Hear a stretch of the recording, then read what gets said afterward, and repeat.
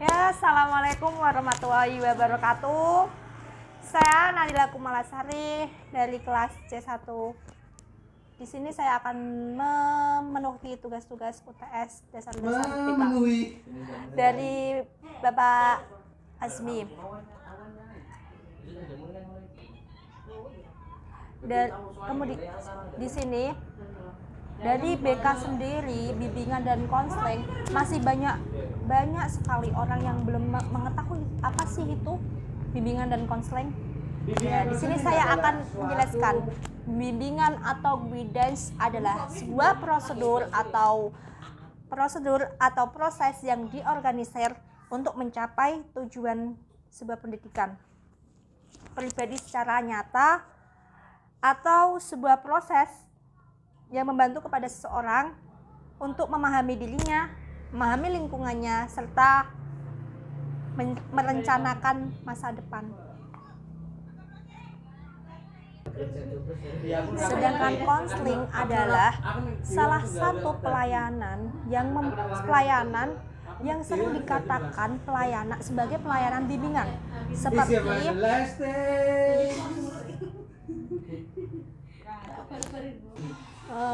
sering dikatakan sebagai proses pemberian bantuan untuk memecahkan sebuah masalah, baik individu maupun kelompok, dari seorang konselor kepada konseli.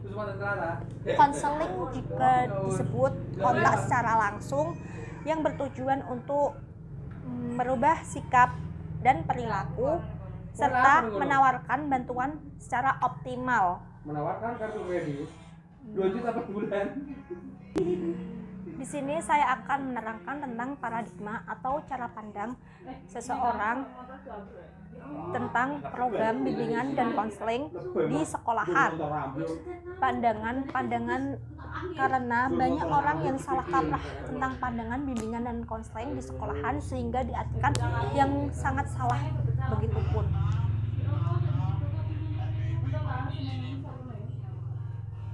Ya, paradigma program bimbingan dan konseling dibagi menjadi dua, yaitu dahulu dan sekarang. Dahulu itu pendekatan yang berorientasi tradisional, remedial, klinis, dan terpusat pada konselor. Contohnya, pendekatan ini berorientasi secara tradisional. Maksudnya itu pendekatan seorang konselor kepada konseli itu masih tradisional, masih konselor itu yang yang menangani atau yang menemui seorang konseli. Dan pada masa dahulu, bimbingan dan konseling itu memberikan layanan atau monoton kepada konselor yang mendatangi konseli. Pada abad ke-20, konseling merupakan salah satu kemampuan utama yang harus dikuasai seorang konselor, termasuk layanan yang paling utama. Maka, tidak mengherankan ada yang mengatakan bahwa konseling merupakan jantung sebuah bimbingan. Di sini pendekatan konselor secara sederhana. Jadi dahulu itu mempunyai sisi pandangan positif dan sisi pandangan negatif. Contohnya, sisi positifnya yaitu seorang konselor menjalankan tugasnya sendiri, kayak tugasnya sebagai konselor. Ini tugasnya konselor itu sebagai pelayanan bimbingan yang untuk memecahkan sebuah masalah itu. Sehingga di saat ada yang salah itu yang manggil itu konselor, atau enggak seseorang anak yang ingin curhat kepada konselornya, melainkan konselor yang memanggil konseli tersebut. Baik itu di sekolah cara pandangnya dahulu masih remedial gitu loh, masih terpusat pada seorang konselor. Terus di sini pandangan positif itu kan menjalankan menjalankan tugasnya saja. Di sini banyak sekali pandangan negatif baik dari ruang lingkup sendiri atau internal maupun eksternal. Contohnya, ada yang bilang itu seorang guru BK atau guru BK itu disebut juga menakutkan, apa sebagai polisi sekolah juga, sehingga tersebut itu salah kaprah.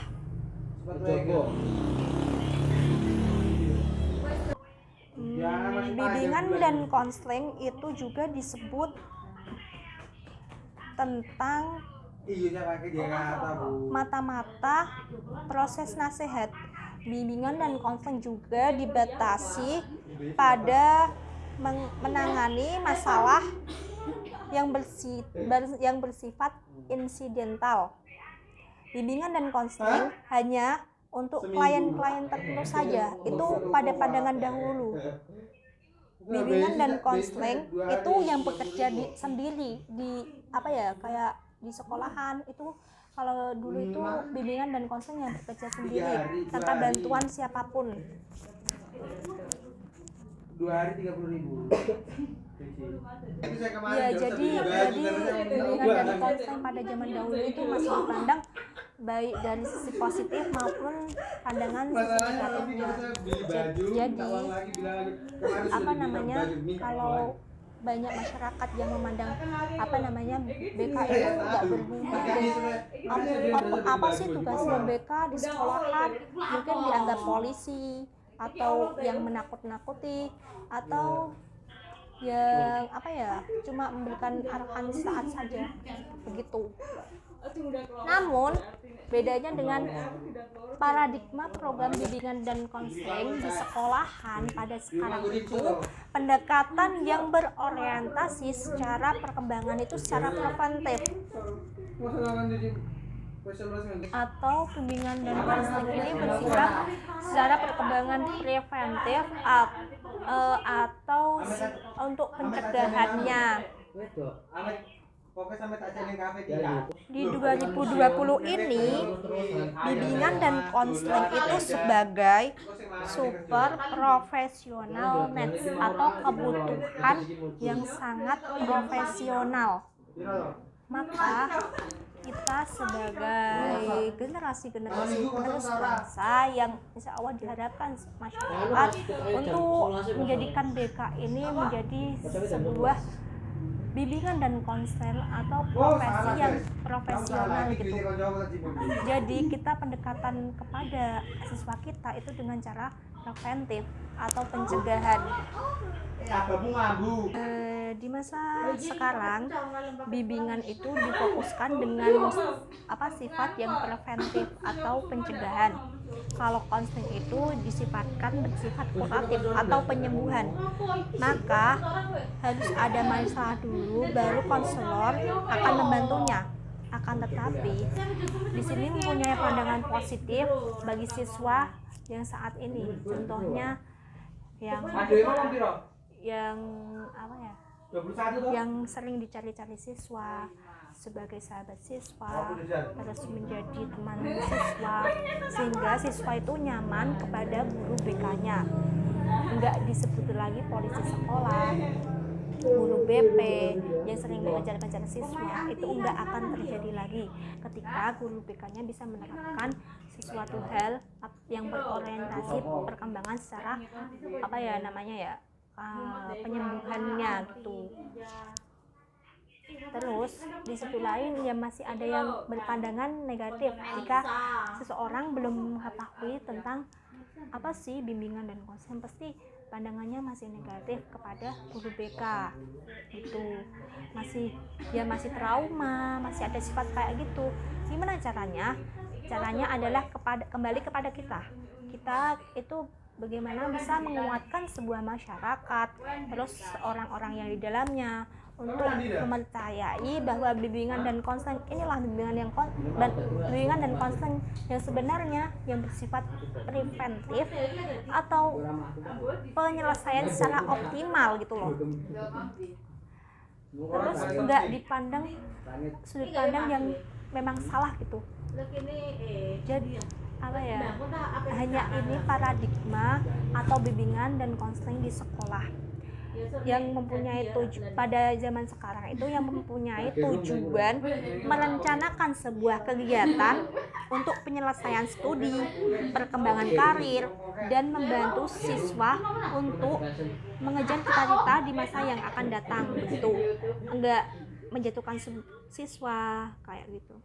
Terus yang kedua, mengembangkan seluruh potensi atau kekuatan yang dimiliki secara seoptimal mungkin. Mungkin potensi dan bakat, kan seseorang siswa itu mempunyai potensi dan bakat masing-masing, sehingga bisa diarahkan ke potensinya masing-masing, enggak dikekang di dalamnya, akan tetapi diarahkan ke potensinya untuk mencapai tujuan yang diinginkan seorang siswa begitu. Yang ketiga juga mempunyai tujuan bisa menyesuaikan diri dengan lingkungan pendidikan, lingkungan masyarakat, serta lingkungan kerjanya. Dia gagal menyesuaikan atau adaptasi kepada seorang teman, maka kita itu harus menyarankan ketika ada seorang ya masih kok anak itu kok apa ya gini dia, maka pandangan kita itu pandangannya sekarang apa bagaimana sih anak ini biar bisa ikut teman-temannya kayak bermain, kita bisa mengarahkan anak tersebut supaya dia mampu untuk beradaptasi dengan sekelilingnya, enggak dari sekolah aja, melainkan dari keluarganya juga, terus di masyarakat juga kan pasti dia banyak teman, sehingga dia bisa menyesuaikan, memposisikan dirinya seperti apa ya, seperti apa tempatnya, bisa menyesuaikan sesuai tempatnya begitu. Di sini juga konseling ada Inggrisnya. Konseling yang dikemukakan oleh Roger 1942. Counseling is a serious direct contact with the individual which aim to offer him assistance in changing his attitude and behavior. Kontak langsung dengan individu yang bertujuan untuk merubahnya atau merubah sikap dan perilakunya, sehingga kita bisa